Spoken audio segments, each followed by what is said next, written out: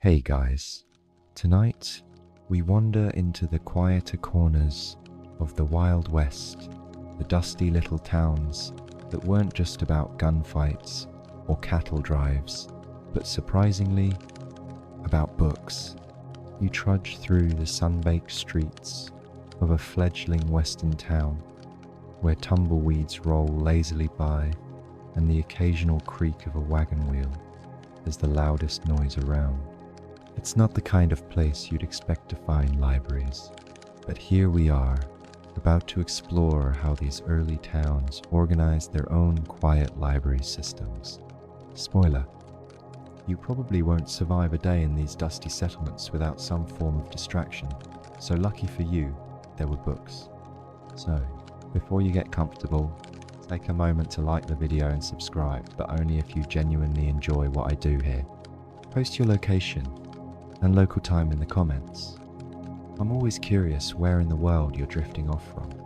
Now, dim the lights, maybe turn on a fan for that soft background hum, and let's ease into tonight's journey together.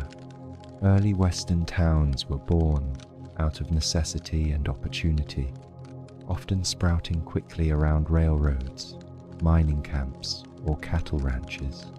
These settlements were raw and rough, at first just a few buildings, a dusty main street, and folks trying to make a life far from the comforts of the East. You can almost feel the grit in the air as you imagine the first settlers setting up shop, building cabins, and dreaming of permanence in a place that seemed anything but permanent. But even in this rugged environment, the human craving for stories and knowledge quietly persisted. Townsfolk recognized early on that life needed more than just hard work, and survival it needed moments of calm, reflection, and learning. And thus, the concept of a library, as unassuming as it might sound, found its place among saloons and general stores. Interestingly, many of these early libraries didn't look like the grand buildings we imagine today. Often, they started as a small shelf of books donated by settlers or travelers, tucked into the back of a mercantile store or a schoolhouse. Sometimes, it was a single shelf in a town hall, or even a box outside someone's home.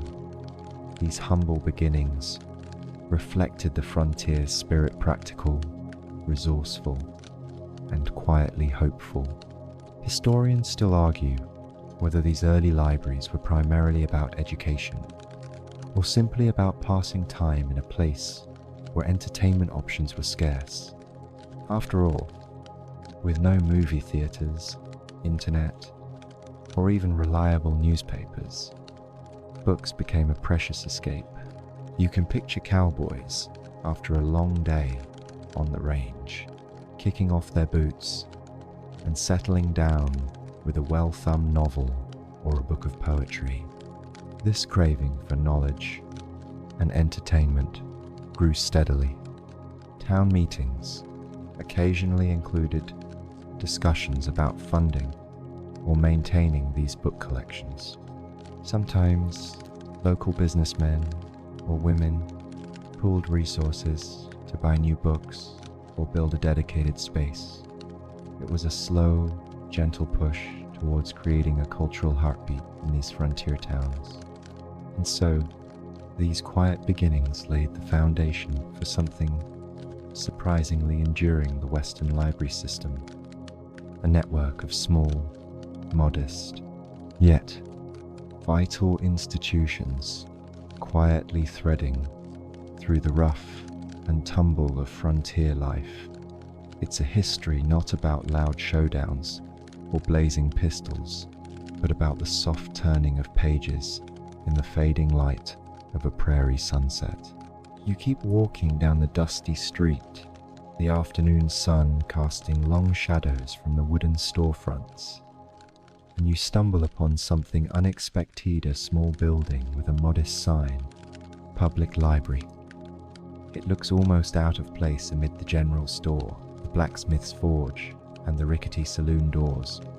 Yet here it is, the surprising birth of Western library systems, a peaceful oasis in an otherwise noisy, dusty town. In the early days, these libraries often began as volunteer efforts by local enthusiasts who saw the value in spreading literacy and learning. The idea was simple: gather a collection of books, make them available to the community, and foster a little corner of calm and curiosity. Sometimes, townspeople held fundraisers or donated books they had collected during travels eastward or brought from their homesteads. It wasn't glamorous, but it was effective. One of the quirkiest tidbits here is the role of travelling lecturers or book hawkers, who would visit towns with trunks full of books to sell or lend. These itinerant knowledge merchants sometimes doubled as entertainers, reading aloud or hosting discussions, helping spread not just literature, but a sense of connection across the vast wilderness. Imagine a cowboy pausing his daily chores to listen to a wandering storyteller that was the quiet magic of these times. Interestingly, many early Western libraries relied heavily on a subscription model where patrons paid a small fee to borrow books. This practice sparked some debate. Was this truly public access, or a subtle barrier that kept poorer settlers from enjoying literature? Historians still argue whether these subscription libraries were genuinely inclusive, or simply a middle ground between private collections and fully public institutions. Architecturally, these early libraries ranged from a single locked cabinet inside a schoolroom to small wooden buildings that doubled as community centres or meeting halls. You might find a shelf of dusty volumes, mostly practical manuals, religious texts, and a few novels that had managed to make the long journey west. The collection reflected the practical needs of settlers, but also their dream history books, manuals on farming, and even poetry for a touch of romance amid the roughness. There was also a surprising variety in the kinds of books available. While practical guides on livestock care or crop rotation were popular, fiction by authors like Mark Twain and Louisa May Alcott found their way onto the shelves. It seems even hardened frontiersmen and women enjoyed a little escapism after a long day battling the elements. The quiet birth of these library systems in the West is often overshadowed by more dramatic frontier tales, but they reveal a different kind of frontier spiritone that values knowledge, community, and a gentle refuge from the harshness of frontier life. These early efforts laid the groundwork for the organized public libraries that would later become cultural staples across the Western states. You find yourself settling in for a moment, the dust from the street settling around you like a gentle hush as you imagine the daily rhythms of cowboy life.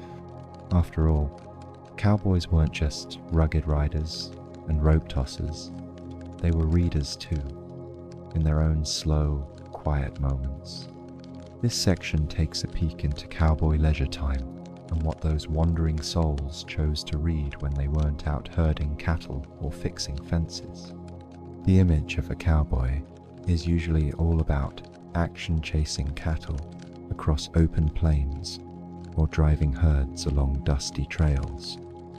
But when the sun dipped low and the campfire flickered, these cowhands often turned to books as a kind of mental rest. Many carried small, portable books with them, often dime novels, filled with tales of adventure, mystery, and the romanticized West. These stories weren't just idle fluff.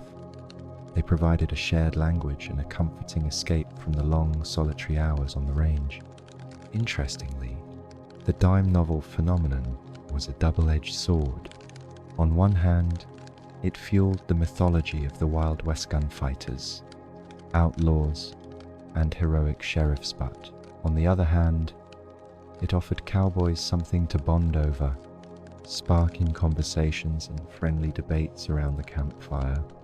Some historians still argue whether these dime novels helped perpetuate exaggerated stereotypes, or if they were just harmless fun that kept spirits up in tough conditions. Cowboys also read practical manuals and pamphlets on horse care, cattle diseases, and survival techniques. It's easy to overlook these non-fiction reads, but for a cowboy, knowing how to mend a broken saddle or treat a sick horse was a matter of daily necessity. Books weren't just entertainment, they were tools for survival. And then there was poetry. Yes, poetry. Many cowboys composed or memorized verses about the land, the loneliness, and the quiet beauty of their lives. This softer side often surprises people, but it reflects the complex human experience beneath the rugged exterior. Picture a cowboy softly reciting a poem under a starry sky, the crackling fire blending with the rhythmic sounds of the prairie night. In these leisure moments, libraries and personal book collections played a subtle yet important role. Cowboys might swap books at trading posts or borrow from small-town libraries, weaving reading quietly into their lives. This cultural thread, while understated, is an essential part of the cowboy's story, often lost in more boisterous tales. So next time you picture a cowboy, remember he might just be flipping a page, eyes reflecting the flicker of firelight, getting lost in a world of words long after the cattle are bedded down. You find yourself drifting toward the more unusual side of Western library history, time when these quiet institutions served not just book lovers, but the secret ambitions of local inventors and tinkerers. Early Western towns were hubs of ingenuity, with settlers always dreaming up new gadgets and solutions to everyday problems, and where better to share and gather knowledge than at the local library. It's easy to assume that early Westerners were all about horses and guns, but behind the scenes, many were quite curious about science, mechanics, and invention. The library shelves often included technical manuals, agricultural guides, and books on inventions that seemed ahead of their time. Some of these publications contained blueprints for windmills, irrigation systems, and even rudimentary electrical devices. One quirky fact is that some early libraries hosted invention clubs or discussion groups where townsfolk would gather to exchange ideas. These gatherings might seem surprisingly modern, resembling today's makerspaces or community workshops. Imagine a group of farmers and blacksmiths brainstorming improvements on the basic tools they all depended on, using library books as their inspiration. It's a quiet revolution of creativity amid the dusty streets. Historians still debate the extent to which these early Western libraries fueled technological progress, versus simply providing a backdrop for communal learning. Was it a cradle for innovation, or more a social hub where ideas floated around without concrete outcomes? Either way, these libraries were more than just quiet reading rooms. They were catalysts for problem solving. This inventive spirit also led to some forgotten inventions, like a hand-cranked washing machine designed for frontier homes, or a surprisingly effective homemade stove that used minimal wood, a precious resource in many areas. These practical innovations often started as sketches or notes found in library books and later made their way into everyday use. Furthermore, some library patrons experimented with early photographic techniques, capturing images of their towns and families. Libraries sometimes served as informal galleries where these rare photographs were shared, preserving the visual history of a rapidly changing West. So, while the West is often remembered for its shootouts and cattle drives, the quiet libraries played a subtle but vital role in nurturing curiosity, creativity, and the slow march of progress. As the sun dips lower, casting long shadows across the wooden porches, you drift into the quieter side of Western town life, the role of women in shaping those early library systems. You might not picture cowgirls organizing book clubs or town matrons curating reading lists, but their influence was subtle and steady, helping build community through shared knowledge. Women often took on the role of librarians, especially in small towns where formal institutions were still in their infancy.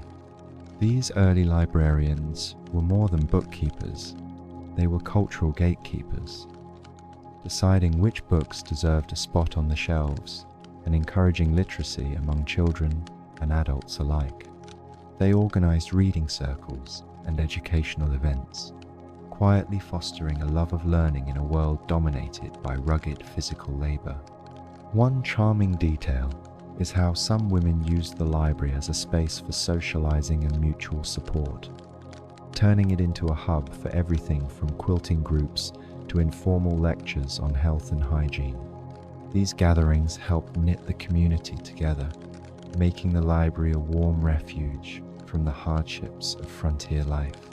Historians still debate how much power these women wielded in shaping public opinion and cultural norms through their control of library resources.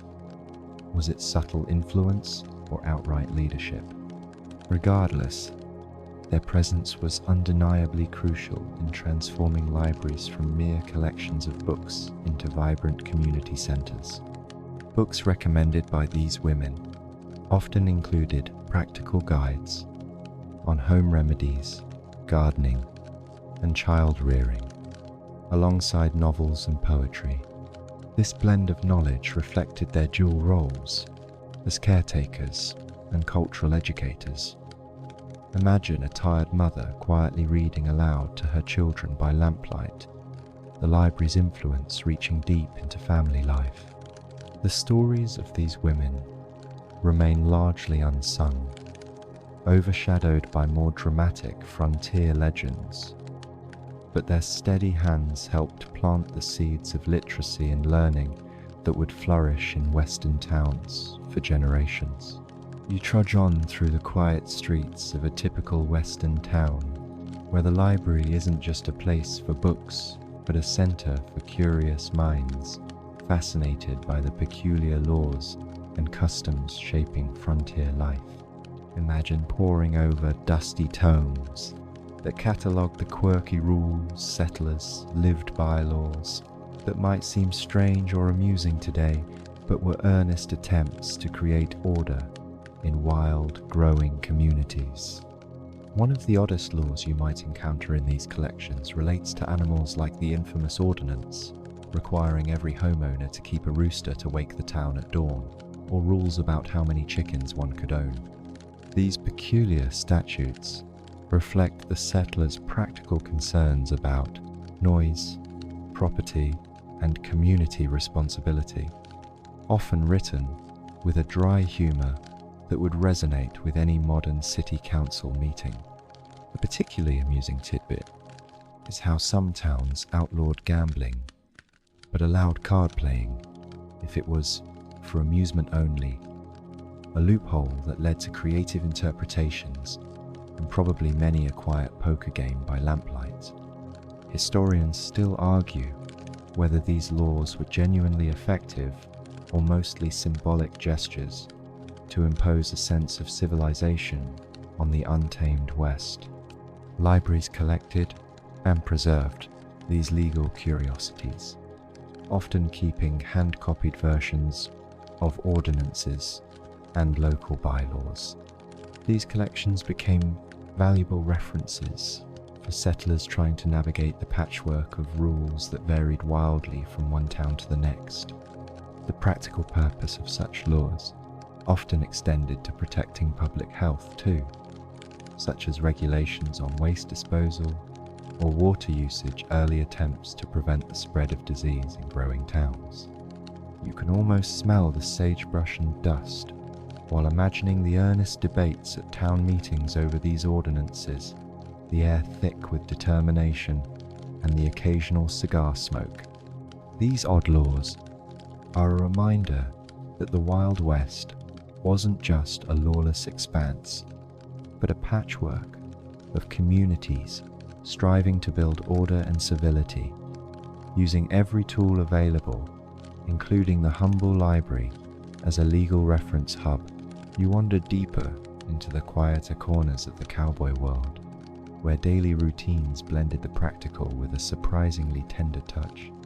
Imagine a cowboy waking before dawn, the cool morning air filling his lungs as he prepares for another day on the range, with the library offering more than just entertainment. It provided knowledge on health and self-care.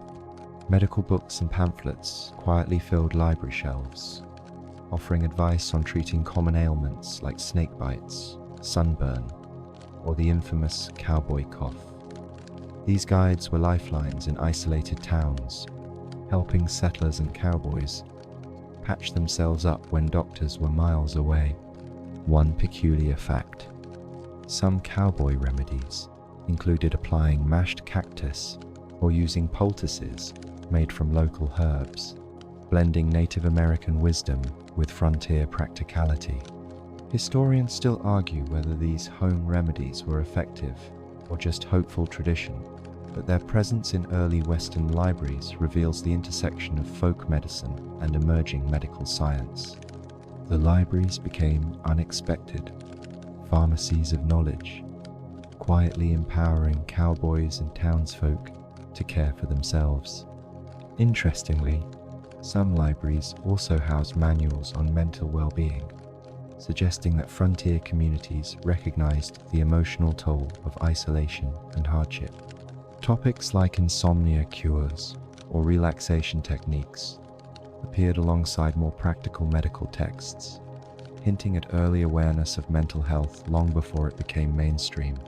Reading about these treatments, you might almost feel the scent of sage and pine mixed with the dust of well-worn pages, while the soft murmur of a wind through the trees provides a gentle soundtrack. It's a soothing reminder that even the toughest cowboys sought comfort and care in simple, accessible ways. So, as you imagine this world, picture the cowboy not just as a rough rider, but as a person quietly looking after himself and others, with the library as a calm companion in the vast, wild landscape.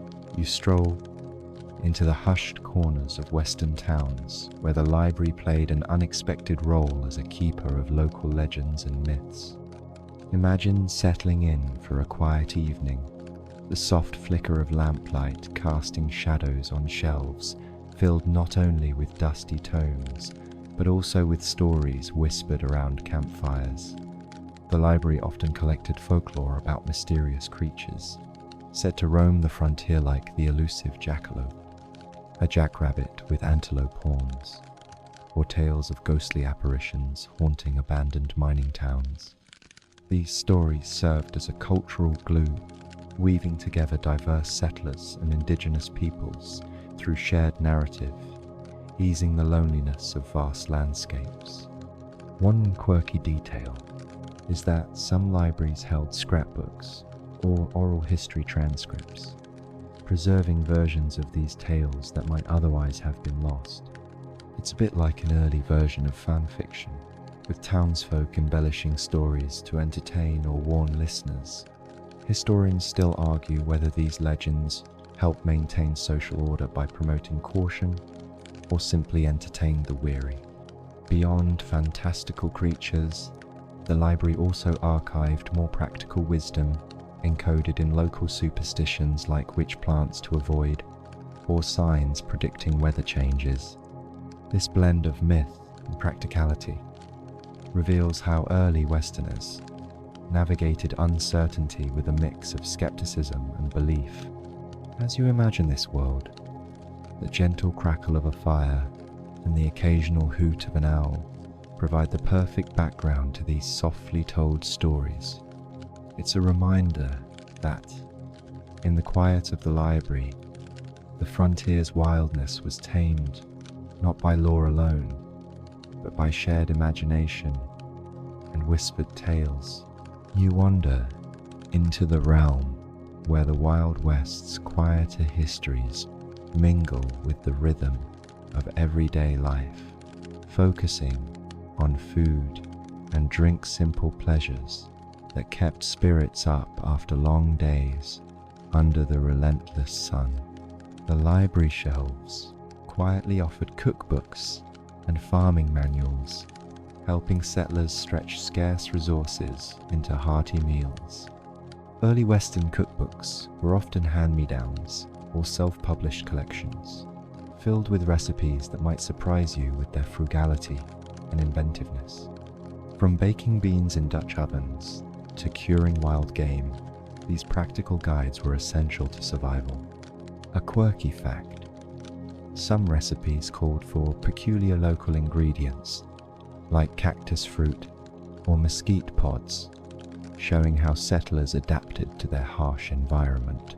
Historians still debate whether these cookbooks influenced regional cuisines or simply reflected evolving tastes, but they reveal a culinary culture born of necessity and experimentation.